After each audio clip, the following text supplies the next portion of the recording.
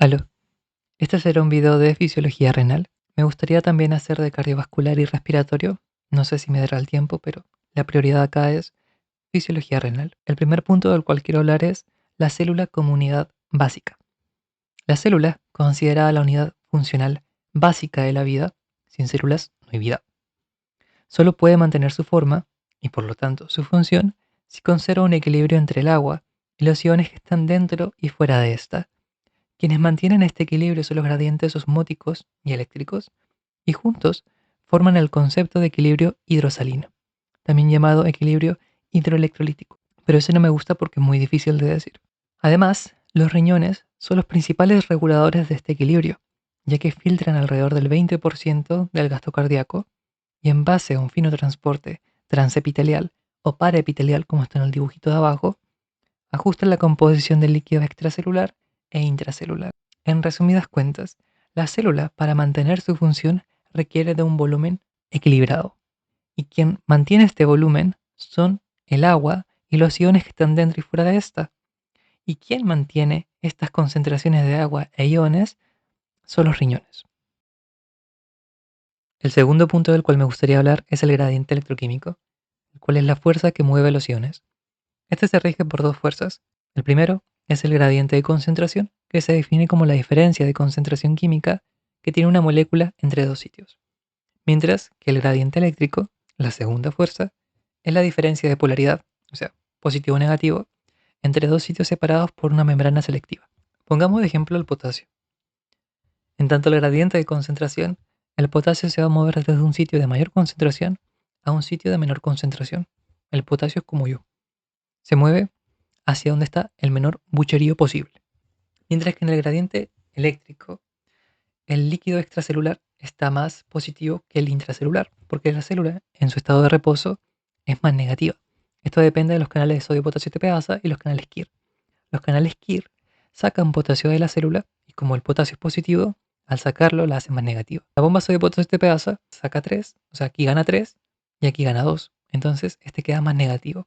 Y de ahí que aquí adentro sea negativo. ¿Qué implicancias tiene esto? De que el potasio, al ser positivo, pues se siente más atraído a estar adentro, porque los opuestos atraen. El potasio tiene un crush con el líquido intracelular. Entonces, cuando este sale para afuera, dice, hey, yo quiero estar afuera porque adentro hay mucho bucherío. Pero luego dice, ahora que recuerdo, mi crush está adentro. Así que se vuelve a meter. Entonces, estas dos fuerzas juntas forman el gradiente electroquímico, el cual es un fenómeno que explica el por qué los iones se mueven. Porque si aquí adentro hubiera la misma concentración que afuera, y si aquí adentro fuera igual de negativo que afuera, los iones no se desplazarían. Esto es muy importante para, pues, la señalización celular. El tercer punto del cual me gustaría hablar es la membrana plasmática como barrera selectiva. Esta estructura está compuesta por una doble capa de fosfolípidos. Estos, al ser anfipáticos, es decir, que tienen una parte que es polar y una parte que es apolar, dejan sus colas hidrofóbicas en el centro, formando un núcleo apolar. Este núcleo es el que le da la característica selectiva a la membrana, ya que impide el ingreso de moléculas con carga parcial o completa, mientras que dejan pasar moléculas sin carga, también llamadas liposolubles. Se dice que la membrana plasmática es quien mantiene los gradientes antes mencionados, ya que ésta permite el flujo regulado de iones dentro y fuera de la célula, esto a través de las proteínas transmembrana que se ubican en ella. Entonces, para resumir, la diferencia de permeabilidad que tiene una célula con otra radica en la cantidad de proteínas transmembrana que ésta tenga, y es por esto que la nefrona hay zonas de filtración, reabsorción, secreción y excreción. Si vemos la nefrona, esta tiene, aquí por ejemplo, puede tener canales para reabsorber aminoácidos y glucosa, aquí acuaporinas para reabsorber agua, y también aquí unos canales para reabsorber sodio, cloruro, potasio y carbonato, y aquí lo mismo.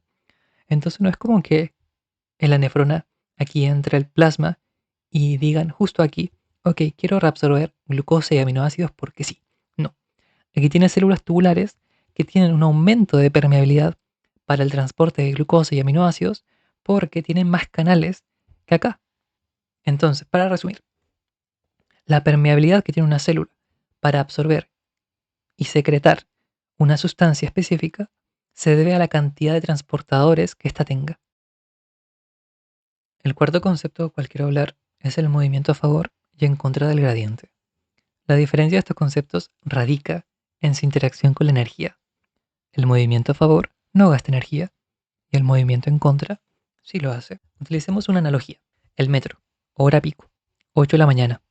Hay muchas personas que están esperando el metro, ya sea por la universidad, trabajo, escuela. La cosa es que cuando se abren las puertas, si tú estás afuera no tienes que ni esforzarte para entrar, porque te van a meter para adentro a puros empujones. Aquí este pobrecito se murió. Por ejemplo, el sodio se concentra mucho afuera y poco adentro. Entonces cuando este se quiere meter, no tiene que ni esforzarse, porque los otros sodios lo van a empujar para él. Por otra parte, el movimiento en contra de su gradiente de concentración sí requiere de gastar energía. Por ejemplo, este pobrecito quiere meterse para adentro e ir a la universidad para tomar una clase de psicología, la más importante del mundo. Entonces, quiere meterse, pero aquí adentro está lleno. Entonces, cuando te quieres mover en contra de tu gradiente, o sea, si adentro hay mucho y aún así quieres meterte, tienes que hacerlo con codazos, patadas y escupos para meterte y hacerte espacio acá adentro. Un ejemplo es la bomba sodio-potasio TPasa, donde el potasio ya de por sí se concentra mucho adentro y aún así le meten más. Por eso requieres de gastar energía, porque claro, hay una fuerza que se opone a ello, que sería el gradiente de concentración. Por eso vas en contra del gradiente. El quinto punto del cual quiero hablar es el transporte pasivo, también llamado difusión. Este tipo de transporte es a favor de su gradiente de concentración y se divide en dos tipos, la difusión simple y la facilitada. La primera se basa en el movimiento al azar de las moléculas que difunden a través de la membrana. La velocidad de esta difusión se explica con la ley de Fick, el cual dice que la velocidad dependerá de factores como la concentración. A mayor concentración, mayor velocidad de flujo. Grosor. A mayor grosor de membrana, menor será el flujo. Superficie. Si la membrana se hace más larga, los gases, por ejemplo, pueden difundir con más facilidad porque tienen más opciones. Entonces aumenta el flujo. Peso molecular. A mayor peso molecular, menor será el flujo. Es como los gigantes. Los gigantes en las películas son súper lentos. Es lo mismo con el peso molecular. A mayor peso, menor flujo. Y temperatura. Los gases, cuando aumenta la temperatura, aumenta su energía cinética, que es la energía del movimiento. Entonces, aumento de temperatura, mayor flujo. Por otra parte, la difusión facilitada también es a favor de su gradiente de concentración, o sea que no gasta energía. Pero esta depende de la permeabilidad celular, es decir, de los canales y transportadores que tenga la célula. En resumen, la difusión simple es aquella donde, por ejemplo, el oxígeno, dióxido de carbono, nitrógeno, pasan a través de la membrana como si fuera su casa, porque como no tienen carga, este núcleo polar no les afecta, entonces pueden pasar como quieran. La difusión facilitada, por otra parte, aquí tenemos sodio, una concentración de sodio alta a nivel extracelular y baja intracelular. Entonces, por la ley de Fick, debería pasar fácil. Pero como aquí hay un núcleo polar que impide el paso de sustancias con carga, cuando el sodio intenta pasar por acá, se va para afuera, porque no puede. Entonces requiere de canales transportadores para su ingreso. No gastan energía, solo que la difusión facilitada requiere de que le faciliten canales. En la difusión simple simplemente pasa. El sexto punto de cual quiero hablar es el transporte activo. Este tipo de transporte se encuentra de su gradiente de concentración, por lo tanto gasta energía. De hecho, el 60% de la energía que se genera intracelular la gasta el transporte activo primario. O sea, las mitocondrias están ahí laburando y el transporte activo se lleva el 60%. Pero esto tiene sentido, ya que sin transporte activo no hay gradientes. Sin gradientes, la célula pierde su volumen y sin volumen muere. Entonces el transporte activo se divide entre varios tipos, el primario, secundario y terciario. Entonces el transporte activo primario, por ejemplo la bomba sodio-potasio TPasa, mantiene las concentraciones de sodio extracelular y potasio intracelular, como también la negatividad de la célula que justifica el eventual movimiento del sodio hacia dentro de la célula. La bomba mantiene el sodio afuera, concentrado ahí, pero como saca 3 y mete 2, hace que la célula se vuelva más negativa. Entonces el sodio eventualmente se mete por difusión facilitada. El gradiente de sodio se conoce como energía potencial o almacenada, y cuando éste se desplaza hacia adentro por difusión facilitada, por más que no necesite energía, genera energía cinética. Ya vamos a ver cómo. Activando la membrana y abriendo los contratransportadores y cotransportadores. Esto se conoce como transporte activo secundario, ya con que el sodio se mueve a favor de su gradiente, las estructuras que se desplazan con el no, gastando la energía generada por los gradientes del transporte activo primario. Y de ahí su nombre de secundario. Para entenderlo de energía potencial y cinética, tengamos ejemplo, esta analogía de un río. El río, cuando no tiene obstrucciones, se desplaza de forma lineal, o sea, su energía cinética está bien. Es lo mismo con el sodio con su transporte por difusión facilitada. Aquí se mueve sin obstrucciones. Pero cuando le añadimos obstrucciones, por ejemplo, estos castores malvados ponen palitos para detener el río, este por más que se haya detenido, tiene la energía potencial para moverse. Por eso se llama energía potencial, porque aunque no se mueva, si quitamos estos palitos, estos castores se van al carajo. La bomba sodio potasio TPasa son estos palitos. Concentran al sodio a nivel extracelular. Y cuando el sodio se mueve a favor de su gradiente de concentración por difusión facilitada, es como si al río le quitaran esos palitos. Entonces genera energía, porque aquí se está acumulando y luego cuando quita esos palitos se libera de golpe. Entonces eso genera energía cinética. Esa energía es captada por la membrana porque esta detecta energía y activa los cotransportadores o contratransportadores, que son canales donde el sodio se mueve a favor de su gradiente, pero las estructuras que se desplazan con él no. Y estas usan la energía generada por los gradientes del transporte activo primario, que sí gasta energía con ATP. El transporte activo primario, su combustible es el ATP, mientras que el transporte activo secundario utiliza la energía generada de forma secundaria por el ATP, que son estos gradientes. El séptimo punto de cualquier hablar es la osmosis, osmolaridad y tonicidad. Porque antes de continuar tengo que explicar los siguientes conceptos, que pueden sonar similar, pero no lo son. La osmosis es un fenómeno que explica el movimiento del agua, dependiendo de la concentración de ésta, como también del soluto. Cuando se trata del agua, ésta se desplaza de un sitio de mayor concentración a un sitio de menor concentración. Es como los iones que se desplazan a favor de su gradiente de concentración. Pero cuando se trata de concentración de soluto, el agua se desplaza de un sitio de menor soluto a mayor soluto. O sea, es como si los iones se movieran en contra de su gradiente, solo que este no gasta energía. Porque el agua pasivamente sigue la concentración más alta de soluto, porque quiere diluirlo. Y hablando de diluir y concentrar, toca la osmolaridad, que se define como la cantidad de soluto que hay en un litro de agua. Y esta se mide por miliosmoles por litro. Por ejemplo, cuando la orina está muy clarita, es porque hay una osmolaridad baja, es decir, que la relación de agua y soluto, hay más agua que soluto. Y cuando la orina está más amarilla, que se dice que está más concentrada, es porque hay una alta osmolaridad. Es decir, que en un litro de agua hay una concentración muy alta de soluto en relación al agua. Y por último tenemos la tonicidad, que es el fenómeno que explica el cómo una solución puede alterar el volumen de una célula. Las soluciones hipotónicas tienen la misma concentración de soluto que la célula, o sea que su osmolaridad es la misma o similar. Entonces el flujo neto de agua es cero, porque entra la misma que la que sale, y eso hace que la célula mantenga su forma. Las soluciones hipotónicas tienen una osmolaridad menor que dentro de la célula, porque ahí, como se puede ver, hay más concentración adentro que afuera. Entonces, el agua entra más de lo que sale. Eso hincha la célula y la puede incluso matar porque esta explota por un proceso que se llama lisis. Y las soluciones hipertónicas tienen más osmolaridad que la célula, porque aquí está más concentrado el soluto que acá adentro. Entonces el agua sale más de lo que entra y eso hace que la célula quede como una pasa y se muera por crenación. Entonces esos tres conceptos, aunque suenen similares, son diferentes. La osmosis es el fenómeno que explica el movimiento del agua. La osmolaridad es una forma de cuantificar cuánto soluto hay concentrado en un litro de agua. Y la tonicidad es básicamente un fenómeno que explica el cómo una solución con una osmolaridad diferente o igual en el caso de la isotónica puede alterar o no el volumen de una célula.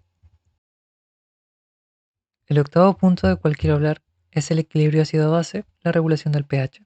El equilibrio ácido-base es esencial para la función celular, ya que pequeños cambios en el pH pueden alterar la actividad enzimática y el metabolismo, así como la osmolaridad anteriormente mencionada determina el volumen celular.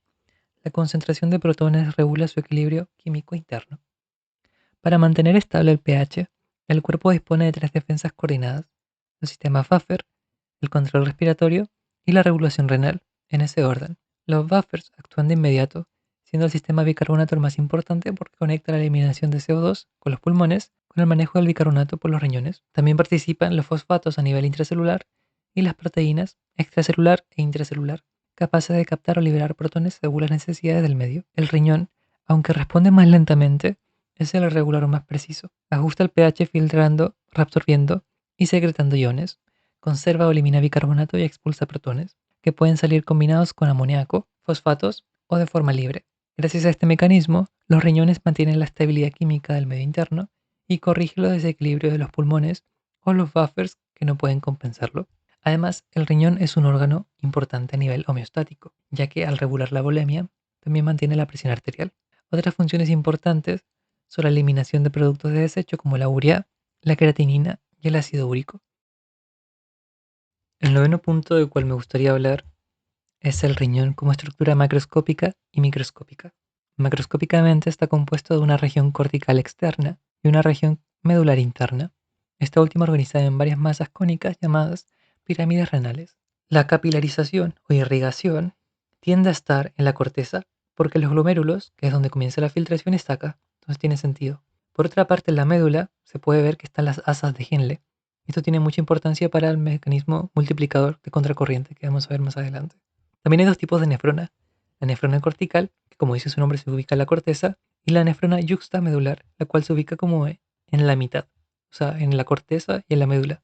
Estas son las más importantes para el mecanismo contracorriente antes mencionado. Después tenemos a la unidad funcional, que es la nefrona. Esta está compuesta por la cápsula de Bowman, que es la que tiene adentro al glomérulo, y juntos forman al corpúsculo renal. Esta está en contacto con la arteria aferente por donde llega el flujo. Un 20% se filtra y el 80% restante se compone del flujo plasmático renal. Básicamente el 80% es quien mantiene vivo el riñón y el otro 20% es quien es filtrado. El plasma pasa por el túbulo contorneo proximal, aquí llega el asa de Henle, la porción descendente delgada, ascendente gruesa, luego el túbulo contorneo distal y túbulo colector. Después tenemos una estructura especializada que es la mácula densa. El aparato yuxtaglomerular, que está compuesto por la mácula densa y las células granulares. Uno pensaría que la nefrona se ve así, pero realmente la nefrona es más de verse así. Está toda enrollada. El túbulo contorneado distal está en contacto con la arteriola aferente, como se puede ver acá. O sea, esto que está acá es lo que está acá, donde el túbulo contorneado distal está en contacto con la aferente. El túbulo contorneado distal tiene unas células especializadas porque estas sirven para la reabsorción y secreción, pero las que están acá, que están en contacto con la aferente, son células especializadas llamadas mácula densa, que actúan como quimiosensores que detectan la osmolaridad del cloruro de sodio y envían señales paracelulares, porque están al lado, a las células granulares, que son especializaciones del músculo liso de la arteriola aferente, los cuales liberan renina. La renina lo que hace es una proteasa que rompe el angiotensinógeno sintetizado en el hígado y activa toda una cascada que finalmente libera aldosterona. Y la aldosterona lo que hace es que en el túbulo contorneado distal y en el túbulo colector reabsorbe sodio y al reabsorber sodio reabsorbe agua. Entonces, básicamente, cuando se libera renina, es un mensaje del organismo diciendo retengamos agua, no secretemos agua ni sodio porque tenemos poca volemia. El décimo punto del cual me gustaría hablar es la formación de la orina. Antes mencioné que un 20% del gasto cardíaco pasa de los capilares a la luz tubular y de la luz tubular es excretada. Cuando hablamos de excreción, hablamos de la suma entre la filtración más la secreción menos la reabsorción. Por ejemplo, la glucosa no se secreta, pero se filtra. Entonces cuando llega al túbulo contorneado proximal se reabsorbe. Si esta no se reabsorbe, quitamos la reabsorción de la ecuación. Entonces, ¿qué va a haber al final de la excreción de la orina? Glucosuria. O sea que va a haber glucosa en la orina. Porque el proceso de reabsorción no se hizo, entonces no se restó.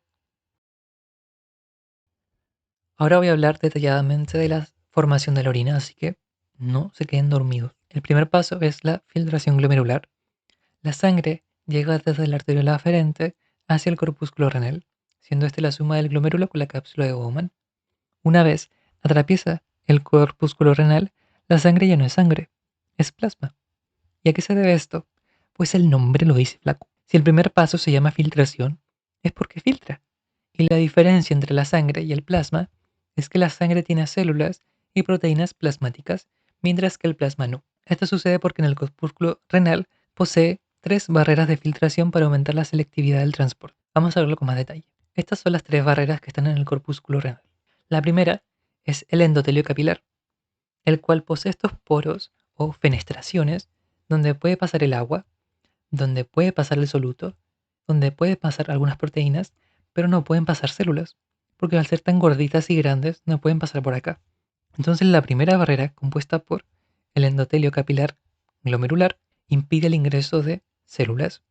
Además que también posee glucocálix, que son como estructuras azucaradas que están unidas a proteínas periféricas de la membrana externa de estos endotelios. Básicamente es una red negativa que evita el ingreso de las proteínas plasmáticas que tienden a ser negativas, como la albumina. Después tenemos la segunda barrera de filtración, que es la membrana basal glomerular. Esta está compuesta de colágeno tipo 4, proteoglucanos y glucocálix. Básicamente también es un conjunto de redes negativas que evitan el ingreso de proteínas. Por más que el profesor diga que son positivas, negativas, son negativas. Y la última barrera es la compuesta por el epitelio especializado de la cápsula de Bowman, que son los podocitos.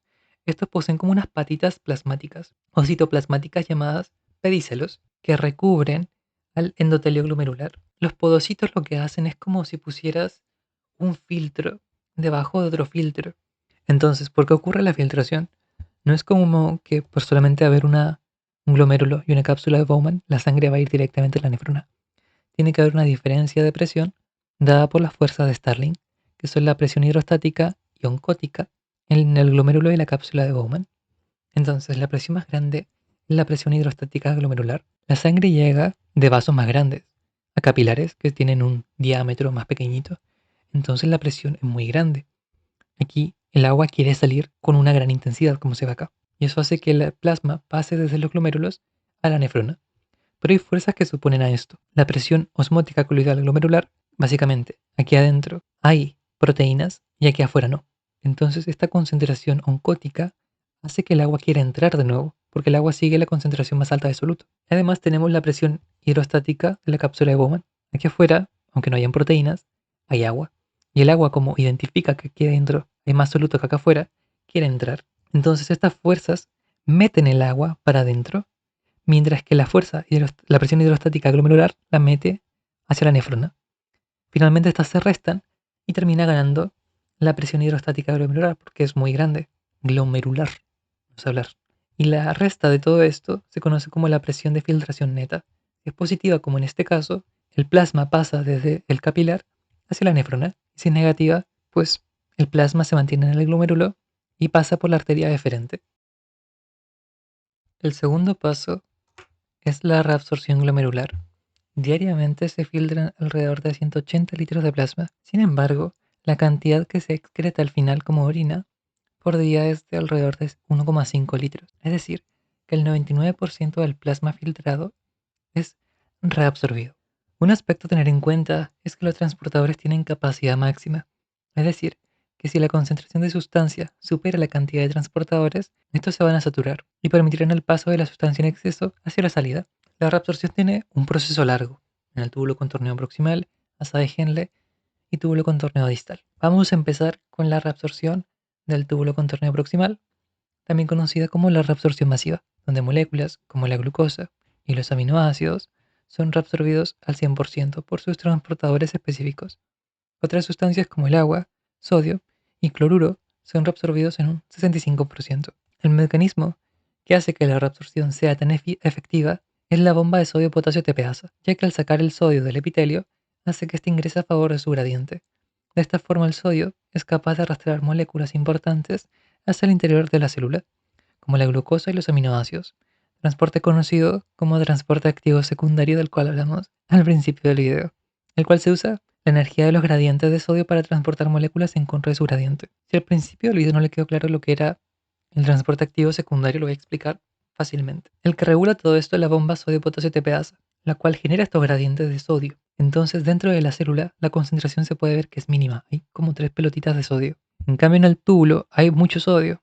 Entonces, este entra a favor de su gradiente de concentración, porque afuera hay más concentrado y este se va a desplazar a donde haya menos. Pero como esta energía potencial se convierte en energía cinética, el sodio que se desplaza a favor de su gradiente almacena la energía suficiente para pasar por estos cotransportadores, por ejemplo de glucosa, porque aquí la glucosa es menor en relación a la concentrada dentro de la célula, pero usando la energía del sodio puede transportarse en contra de su gradiente de concentración gracias a la bomba sodio-potasio ATPasa, por eso es transporte activo secundario. Estos pasan por los canales SGLT, que son pues dependientes de sodio. Luego la glucosa pasa a sus canales GLUT por difusión facilitada, porque aquí hay mucho, aquí hay poco, va a favor de su gradiente de concentración. Y el sodio, pues cuando entra a la célula por su cotransportador, es dirigido a la bomba de sodio potasio ATPasa para generar un gradiente y mantener el ciclo y el volumen y todo eso.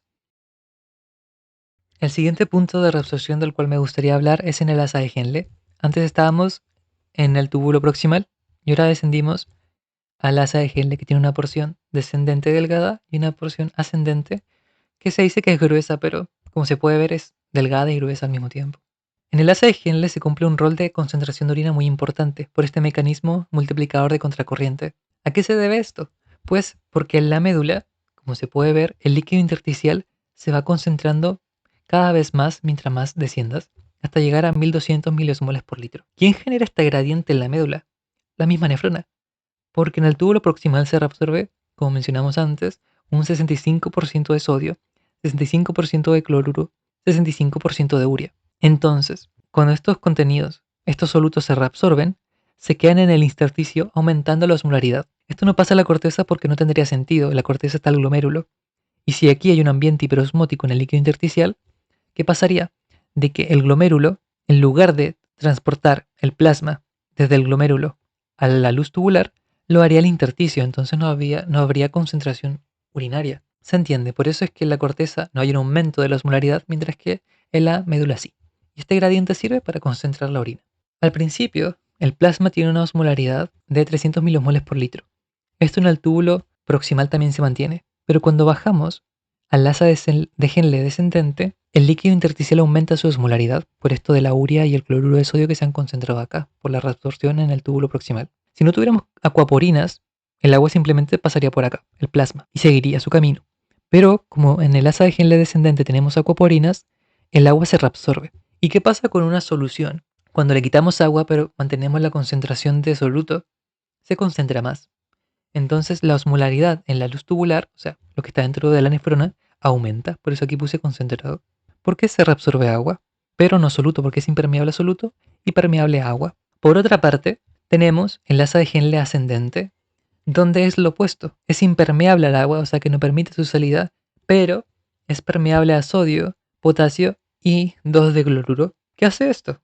Esto lo que hace es que saca soluto, reabsorbe soluto, pero mantiene el volumen. Y si mantienes el volumen pero le sacas el soluto, el contenido, el fluido tubular se diluye. Esto se puede manifestar porque aquí tenemos 200 miliosmoles, pero aquí tenemos 300. Es decir, que la osmolaridad dentro de la nefrona disminuyó porque se perdió soluto. Porque esto es importante. Cuando bebemos mucha agua, el fluido pasa bien rápido por acá. Y de hecho, los vasos rectos también pueden perder líquido por este líquido intersticial. Pero cuando estamos súper hidratados, los vasos están tan hinchaditos que no pierden líquido. Entonces nos activa la antidiurética. Entonces aquí tenemos 100 miliosmoles porque se van reabsorbiendo solutos, pero en ningún punto se activa la antidiurética porque estamos bien hidratados. Entonces, cuando orinamos, nuestro líquido tiende a ser transparente o muy clarito. Lo contrario sería que no estuviéramos hidratados. Entonces, cuando estamos en el asa de Henle, con esta médula con hiperosmolaridad, los vasos rectos, como también la luz tubular o el fluido tubular, pierden líquido que es reabsorbido al líquido intersticial. ¿Qué pasa con esto? Que la reabsorción del líquido dentro de los vasos concentra el cloruro de sodio que está dentro de este. Y esta es una señal que es enviada a la hipófisis para que se libere la antidiurética que se activa en el túbulo colector. Entonces, cuando llegamos acá, esta lo que hace es añadir en la membrana apical acuaporinas. La apical es la que está en el lumen y la vasolateral es la que está cerca de los vasos. Entonces, en la membrana apical pone acuaporinas para reabsorber agua. Porque cuando se activa la antidiurética, queremos reabsorber agua y concentrar la orina. Es por eso que cuando liberamos antidiurética, la orina sale muy amarilla, muy concentrada. Pero cuando no liberamos antidiurética, el líquido sale transparente. El último punto de control de la reabsorción está en la nefrona distal, la reabsorción fina. Cuando hablo de nefrona distal estoy hablando de túbulo contorneado distal y túbulo colector. En este tipo de tejido hay dos tipos de células. Las células principales reguladas por la aldosterona y la vasopresina y las células intercaladas tipo A y tipo B que regulan el pH. Vamos a hablar primero de las principales. Estas están reguladas principalmente por la vasopresina y antidiurética. Cuando hay una deshidratación en el fluido tubular o en los vasos, esto es detectado por ambas hormonas. Por ejemplo, cuando hay una deshidratación en los vasos rectos, esto es un mensaje que va a la hipófisis, se activa la aldosterona y hay reabsorción de líquido en el túbulo colector. Pero si hay un aumento de concentración en el cloruro de sodio excretado, porque recordemos, si hay menos agua, pero el soluto se mantiene, se concentra. Entonces, cuando hay un fluido tubular concentrado que llega al túbulo contorneado distal, la mácula densa, que son las células especializadas en esta ubicación, son quimiosensores que detectan este aumento de cloruro de sodio excretado, se lo dicen por señales paracelulares a la arteriola aferente, específicamente a las células especializadas del músculo liso, que son las células granulares que liberan renina para activar esta cascada que finalmente libera aldosterona en el túbulo contorneado distal y túbulo colector para la reabsorción de sodio. Después tenemos a las intercaladas tipo A y tipo B. Esto se la pueden aprender como que las de A son de ácido y la B de base. Las intercaladas de tipo A se activan en acidosis, por lo que secretan protones al lumen para subir el pH, reabsorben potasio en hipopotasemia y reabsorben bicarbonato. Y las tipo B, como mencioné antes, base, se activan en alcalosis, por lo que reabsorben protones y secretan bicarbonato. El tercer paso es la secreción glomerular. Si la reabsorción era el paso de sustancias desde el lumen tubular a los capilares, la secreción es lo opuesto, o sea, desde los capilares hacia el lumen. Es como una filtración, pero más selectiva, porque la filtración sacaba todo, pero la secreción, como mencioné hace 2 segundos, es más selectiva. Sirve para eliminar productos de desecho que no se filtraron bien en el primer paso, por ejemplo, fármacos. Esta secreción ocurre principalmente en la nefrona distal, pero también es muy importante en el túbulo contorneado proximal, porque este posee transportadores de gran potencia, pero de baja especificidad. Es decir, que un transportador puede secretar una variedad de sustancias, pero que no no es muy específico. Clínicamente, este tipo de transportador tiene implicancias terapéuticas. En la Segunda Guerra Mundial, la penicilina era muy escasa, además que esta era secretada alrededor del 80% en 4 horas. O sea que pasaban 4 horas y tú eliminabas el 80% de la penicilina. Y como era escasa, pues no podía darte el lujo de perderla. Entonces, una de las cosas que hacían para reutilizarla era recolectar la orina de la persona administrada con penicilina y separaban la penicilina para volverla a administrar. Que es increíble eso. Otra cosa que hacían es que la penicilina se administraba en conjunto de hipuratos, que eran eliminados por el mismo transportador en el túbulo contorneado proximal. Entonces, como estos competían por salir, porque como mencionamos antes, son de gran potencia pero de baja especificidad, entonces si administrábamos fármacos en conjunto de la penicilina que competían por ese transportador, la penicilina se mantenía más tiempo dentro del organismo y por lo tanto su vida media aumentaba. En farmacología la vida media es básicamente el tiempo que se demora el fármaco en llegar a la mitad de su concentración. Ahora vamos a hablar de la mecánica hormonal de la ADH. Antes se mencionó que el mecanismo multiplicador contracorriente sirve para aumentar la osmolaridad intersticial. Esto tiene como consecuencia que el agua es reabsorbida de la célula por la ADH. Pero antes de que esto ocurra, hay que entender el por qué se libera la ADH. Lateral a la Saheginle están los capilares peritubulares, también llamados como vasos rectos. Cuando la osmolaridad intersticial aumenta, recordemos que la médula era de 1200 miliosmoles por litro, el agua de los vasos se desplaza al intersticio. Esta deshidratación o hiperosmolaridad de cloruro de sodio en los vasos es detectado y ahí se libera la ADH. La ADH llega desde la hipófisis a través de los vasos, este sería el líquido intravascular, líquido intersticial, líquido intracelular y líquido tubular. Entonces, desde los vasos hacia el intersticio del intersticio, esta se une a los receptores que tienen una proteína G acoplada. Cuando esta proteína G se activa, libera AMP cíclico, el cual en conjunto con una proteína sinasa A, que también se abrevia como PKA, esta proteína sinasa A lo que hace es fosforilar una vesícula. Cuando fosforila esta vesícula, esta se transporta a la membrana apical. La apical es la que está cerca del lumen y la vasolateral es la que está cerca de los vasos. Entonces esta vesícula se transporta a la membrana apical, se acopla a esta por exocitosis y deja acá, ¿qué cosa? Las aquaporinas tipo 2, con el propósito de que el agua sea reabsorbida desde el lumen tubular, se concentre en el líquido intracelular y salga por las aquaporinas tipo 3 en la membrana vasolateral a los vasos. ¿Se entiende la idea? La ADH se une al receptor acoplado a proteína G. Esto libera AMP cíclico que activa la proteína sinasa A, la cual fosforila una vesícula que se une a la membrana apical por exocitosis, acoplando estas aquaporinas tipo 2 en la membrana apical para que el agua sea reabsorbida, se concentre en la célula y sea enviada a través de las aquaporinas tipo 3 de la membrana vasolateral a los vasos para aumentar la volemia. La segunda hormona de la cual quiero hablar es la aldosterona. Paralelamente a la vasopresina, cuando disminuye la presión arterial o concentración de sodio en la mácula densa, esta envía señales paracelulares a otras células especializadas del músculo liso de la arteria aferente, llamadas células granulares o yuxtaglomerulares, que en respuesta liberan renina. Esto ya lo vimos. Y la renina activa esta cascada de renina, angiotensina, aldosterona que sirve para reabsorber sodio y por lo tanto reabsorber agua en este estado de deshidratación hipertónico. Entonces, cuando se libera renina, esta viaja al plasma y se encuentra con el angiotensinógeno sintetizado por el hígado. La renina le da una paliza y lo convierte en angiotensina 1, que es una hormona inactiva. Esta viaja hacia los pulmones, donde encuentra la enzima convertidora de angiotensina, que también le da una paliza y lo convierte en angiotensina 2. Esta viaja a las glándulas suprarrenales para activar la aldosterona, que es la hormona que codifica los canales de sodio para que éste sea reabsorbido desde la membrana apical. Ahora vamos a ver el mecanismo de acción de la aldosterona.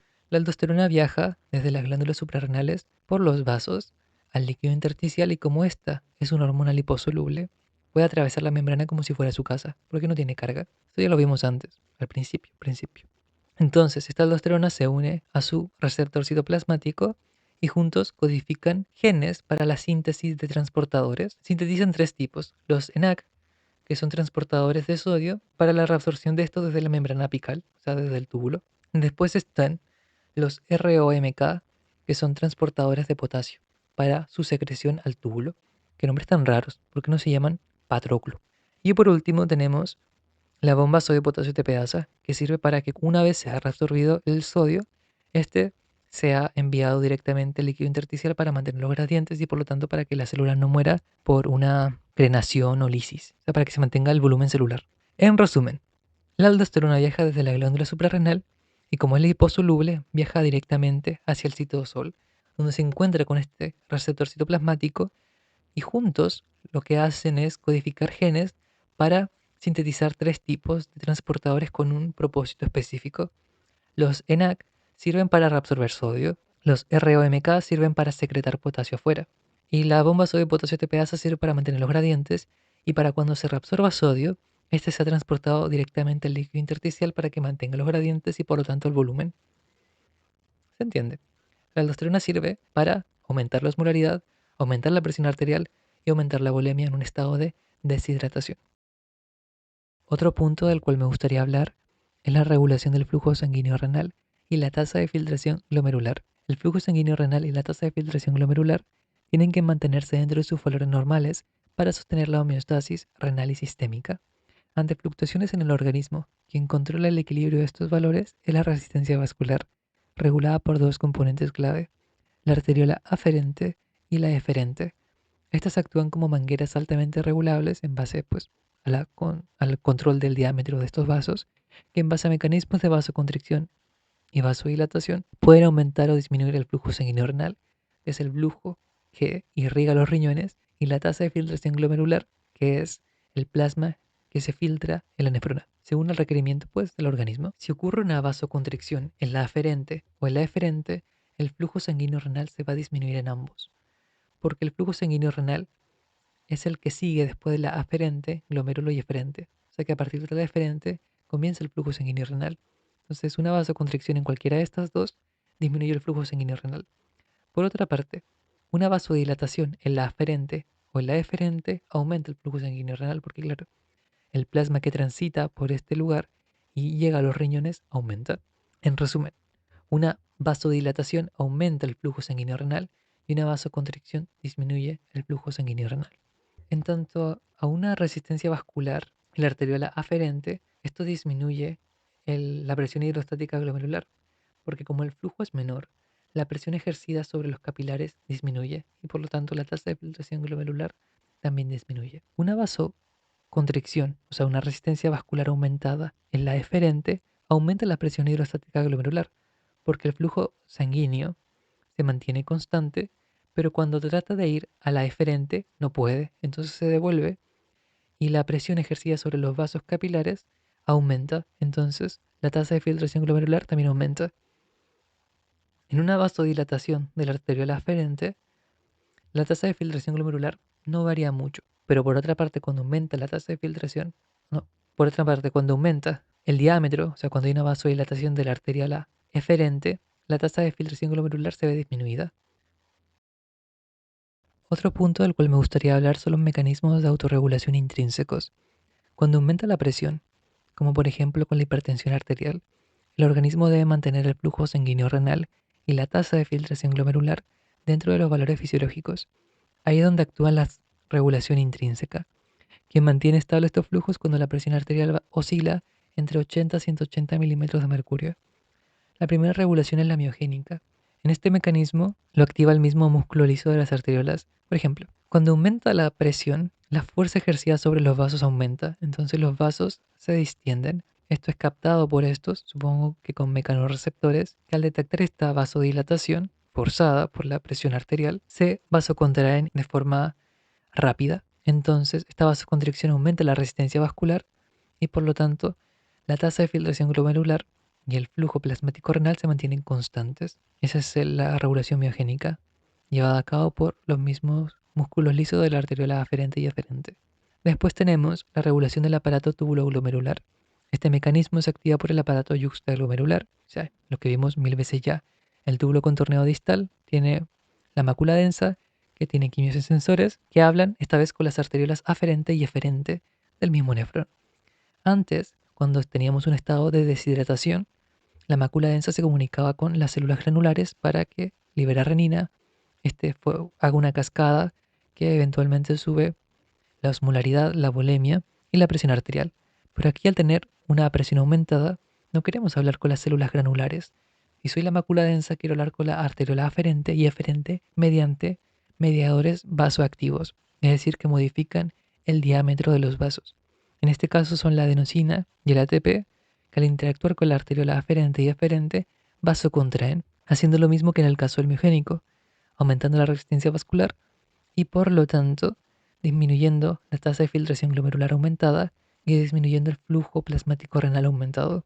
Y claro, cuando aumenta la presión nosotros no queremos que aumente la tasa de filtración glomerular. ¿Por qué no? Si tenemos la presión aumentada, queremos eliminar más. No, porque este aumento de la tasa de filtración glomerular lo que hace es que las cosas pasen más rápido. Entonces vamos a perder glucosa, vamos a perder aminoácidos. Nosotros queremos que esto se mantenga constante aun cuando hay un aumento de presión. Otro punto del cual quiero hablar son los mecanismos de regulación extrínsecos. Estos mecanismos pueden inhibir a los anteriores mencionados, ya que los intrínsecos se encargan de, como dice su nombre, de mantener los flujos dentro de un rango normal en el riñón. Los extrínsecos se encargan de mantener los flujos a los órganos importantes, esto con una regulación hormonal. El primero que se me ocurrió fue la regulación simpática. La mayoría del tiempo este órgano no tiene actividad ninguna en los riñones, pero en situaciones de hipovolemia extrema, como en un choque hemorrágico, el sistema simpático provoca una muy fuerte vasoconstricción, liberando noradrenalina, oh my god, en la arteriola aferente, con el fin de desviar el flujo hacia los órganos importantes como el cerebro y el corazón. Básicamente la lógica de esto es que en una hemorragia extrema podemos orinar después de salvar a los órganos importantes. La angiotensina 2, ya la mencioné antes, pero vamos a mencionarla de nuevo. Este hormona es muy importante ya que produce una vasoconstricción tanto en la arteriola aferente como en la eferente, principalmente pues en la eferente. Su rol es mantener el líquido en hipovolemias como de la deshidratación. Esto lo hace activando la aldosterona, hormona que al reabsorber sodio, reabsorbe agua aumentando la volemia, presión arterial, osmolaridad, ya lo vimos. Lo más importante acá de recordar es que la vasoconstricción de la arteriola eferente permite que se mantenga un nivel de depuración y filtración aún con una volemia debajo de los valores normales, quien mantiene a los riñones funcionando aún con una deshidratación excesiva en la angiotensina 2. Por último tenemos las prostaglandinas y el óxido nítrico. Estos son vasodilatadores locales producidos por los mismos riñones. Actúan en paralelo a la vasoconstricción de la angiotensina 2 y el sistema nervioso simpático. O sea que trabajan al mismo tiempo aunque producen efectos contrarios. Esto tiene el propósito de evitar una isquemia renal, es decir, que la vasoconstricción sea tal que el flujo sanguíneo renal sea tan insuficiente como para provocar daño local. Es decir, que a menor flujo, mayor será el daño orgánico. Entonces, cuando se libera noradrenalina y angiotensina 2, el flujo en los riñones es muy bajo y quien mantiene estos órganos vivos son las prostaglandinas y el óxido nítrico. También la angiotensina 2 que mantiene la depuración y filtración. A lo que quiero llegar es que a veces este sacrificio renal es necesario para mantener órganos más importantes con vida. Es lo que yo dije antes. Puedo orinar después de que sobrevivan los importantes. Pero cuando ya no es necesario esto, Se activan estos moduladores vasoactivos que aumentan el diámetro vascular y por ende llega más sangre a los riñones manteniéndolos con vida. Uno de los últimos puntos del cual me gustaría hablar es la medición de la función renal. La tasa de filtración glomerular es el parámetro más importante para medir la función de los riñones. Este se basa en medir el volumen total del líquido filtrado por los glomérulos de ambos riñones por minuto. O sea, de todo el plasma que pasa por los riñones, cuánto se filtra por minuto, siendo un valor estándar de 125 mililitros por minuto. La sustancia que se usa con fines de estudio es la inulina, ya que se filtra libre en el glomérulo, pero no se reabsorbe ni se secreta en ninguna región del nefrón, por lo que se mide netamente la filtración. Clínicamente se usa la creatinina, ya que la inulina no es producida en el organismo, por lo que para medir la tasa de filtración glomerular se tendría que administrar por medio intravenoso y eso es mucho show. La filtración de la creatinina tiene relación inversa con su concentración en plasma, es decir, que si la tasa de filtración glomerular disminuye a la mitad, o sea, si el flujo sanguíneo que se filtra disminuye, se va a duplicar la creatinina en plasma para mantener la tasa de excreción, o sea, para que, aunque cambie la tasa de filtración glomerular, se mantenga la misma cantidad excretada. Es por esto que un aumento de la creatinina puede indicar insuficiencia cardíaca. ¡Ay! No disparen, no disparen, soy idiota, soy idiota. A ver, demuéstralo. Insuficiencia cardíaca. Un aumento de creatinina puede indicar insuficiencia renal, perdón. Además de la tasa de filtración glomerular, está el flujo plasmático renal, que ya lo vimos antes, y la fracción de filtración. Básicamente, el flujo plasmático renal es el volumen de plasma que pasa por los riñones por minuto, o sea, el total, siendo el valor estándar de 625 mililitros por minuto. Por otra parte, la tasa de filtración glomerular es una fracción de esto, ya que a partir del plasma total disponible a los riñones, mide cuánto se filtra por los glomérulos. Aquí es cuando entra la fracción de filtración, la cual nos indica porcentualmente cuánto va el plasma que pasa por los riñones es filtrado. Entonces, si hacemos la ecuación, 125 se divide con 625 y queda 0.20, lo convertimos en porcentaje y nos da que un 20% del flujo plasmático renal es filtrado. O sea que del gasto cardíaco, 20% se filtra. El último punto del cual quiero hablar es el riñón como órgano endocrino. Aquí ya no me voy a explayar mucho porque ya es muy tarde. Así que los riñones sintetizan eritropoyetina, que es un hormona importante para la eritropoyesis o la síntesis de glóbulos rojos. Los riñones también, aquí es donde se produce la hidroxilación de la vitamina D, el último paso, para que se convierta en vitamina D activa o calcitriol, que sirve para el uso correcto del fosfato y el calcio estable en los riñones. Y por último, en los riñones se sintetizan eicosanoides, como las prostaglandinas. Estas son vasodilatadoras que sirven para una correcta perfusión renal. Es por esto que a personas con insuficiencia cardíaca no se les recomienda la administración de AINES o antiinflamatorios no esteroidales, porque los AINES inactivan la ciclooxigenasa, que es la que convierte a un tipo de lípido en prostaglandina. Y sin prostaglandina no hay vasodilatación. Y si ya de por sí tienes insuficiencia cardíaca y no puedes generar una vasodilatación, tus riñones se van a morir. ¿Se entiende? Sin prostaglandinas no hay perfusión. Vais. Chao. Espero que os haya gustado el video, chavales. Si os ha gustado, dadle like y compartid con vuestros amigos. Hostia, joder.